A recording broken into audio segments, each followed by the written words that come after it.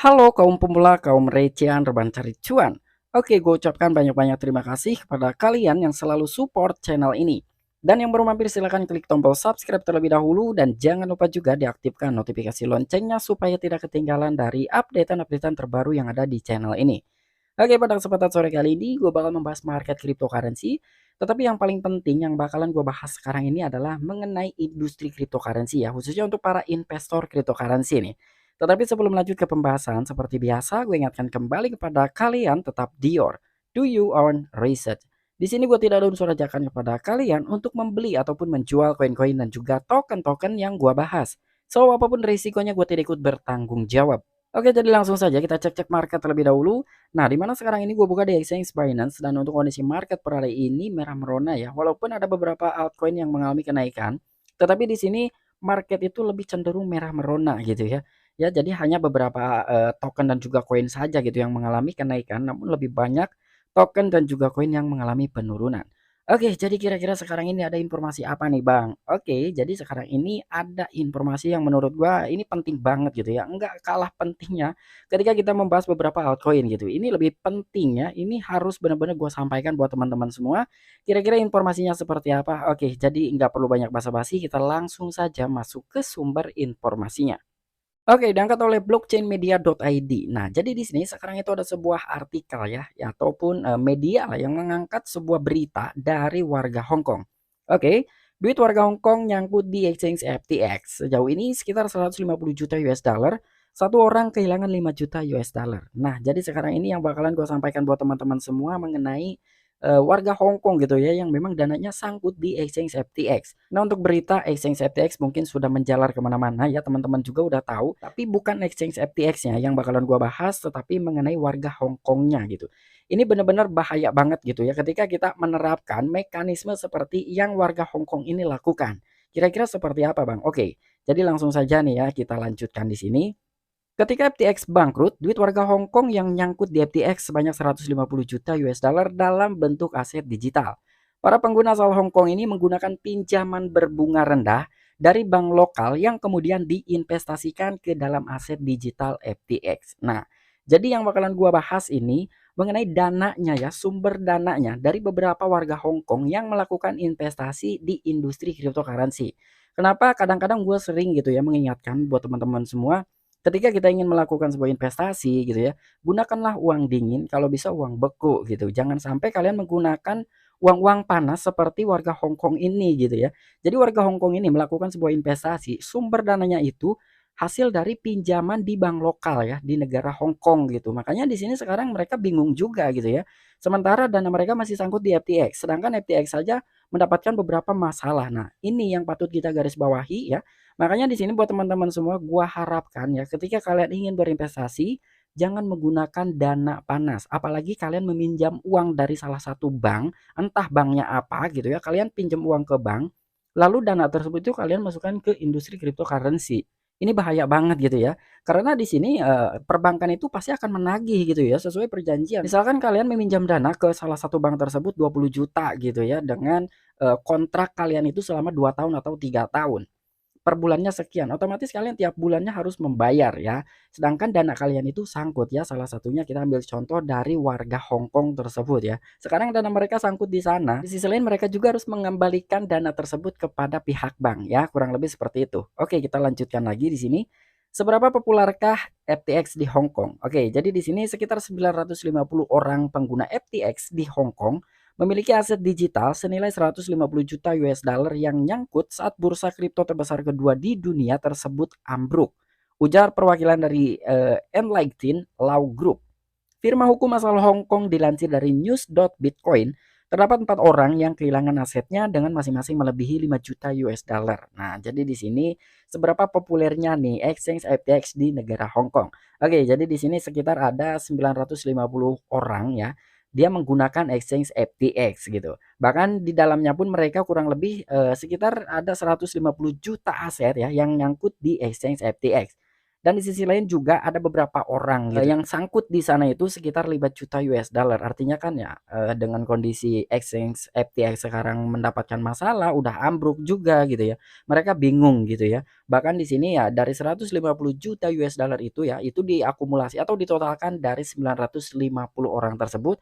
Namun di sini ada beberapa orang ya, terdapat 4 orang lah ya. Ada 4 orang yang memang kehilangan asetnya dengan masing-masing 5 juta US dollar. Artinya dari keempat orang sini saja sudah terdapat 20 juta US dollar ya, sisanya itu dari 950 orang atau 946 orang lah ya, karena 4 orangnya ini sekitar 5 jutaan US dollar. Wow, ini banyak banget, dan itu dananya ya, itu hasil meminjam gitu, makanya ini bahaya banget gitu buat kita semua ya. Jadi ini bisa kita jadikan sebagai contoh ya, ketika kita ingin berinvestasi, janganlah kita menggunakan dana apalagi hasil minjem gitu ya. Entah kalian mau minjem ke perbankan atau pinjol gitu, gua rasa jangan lah ya.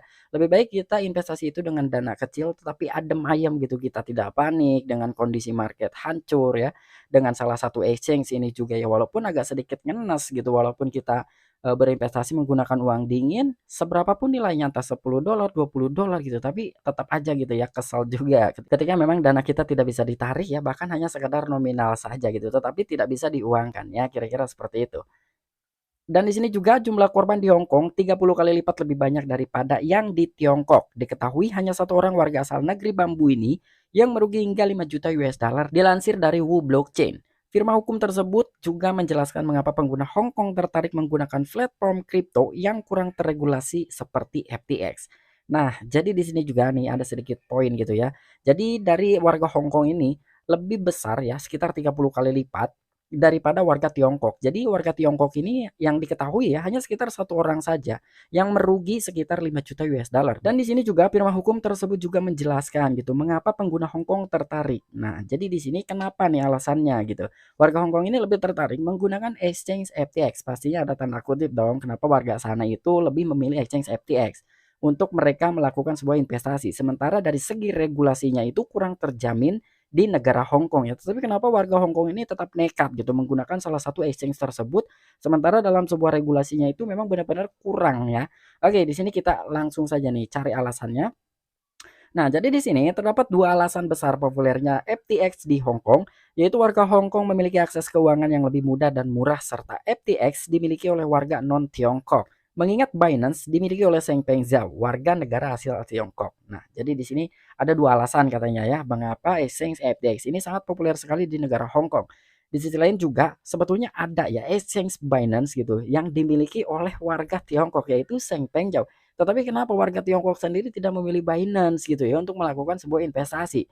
Mereka malah memilih exchange FTX gitu ya. Nah, jadi di sini ada sebuah penyebab, ada sebuah alasannya juga. Oke.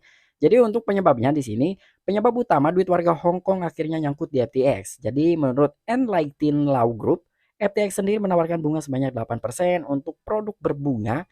Ini juga bisa menjadi salah satu alasan utama mengapa warga Hong Kong berbondong-bondong memakai bursa kripto asal Bahama tersebut. Di Hong Kong, bunga tabungan nyaris nol dan biaya mencicil rumah serta pinjaman kredit hanya memiliki bunga sekitar 3%. Itu yang diungkapkan oleh Enlighten Law Group.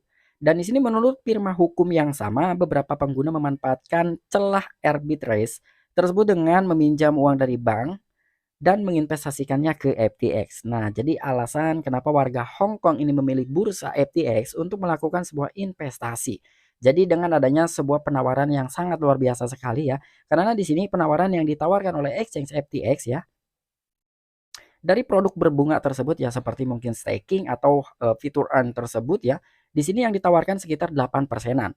Sementara dari bank lokal ataupun dari bunga tabungan yang diperoleh di negara Hong Kong itu nyaris nol gitu. Jadi lebih besar di dunia cryptocurrency ya, lebih besar di bursa FTX gitu penawaran bunganya yang bisa didapatkan oleh warga Hong Kong tersebut ya. Karena di sini 0% dibandingkan dengan 8% gitu. Jelas lebih besar penghasilan yang bisa didapatkan oleh warga Hong Kong itu di exchange FTX ya. Jadi kurang lebih seperti itu alasan kenapa warga Hong Kong lebih memilih exchange FTX. Karena penawaran produk berbunganya lebih besar ya, sekitar 8%. Dan di sini juga dari beberapa warga Hong Kong itu ya kemungkinan lebih banyak orang-orang yang meminjam dananya ke bank lokal lalu mereka arbitrage. Jadi arbitrage itu ya, jadi warga Hong Kong itu meminjam uang dari bank lalu uang tersebut itu dimasukkan ke bursa FTX ya. Mereka itu olah di sana ya demi mendapatkan bunga yang lebih tinggi sekitar 8%-an.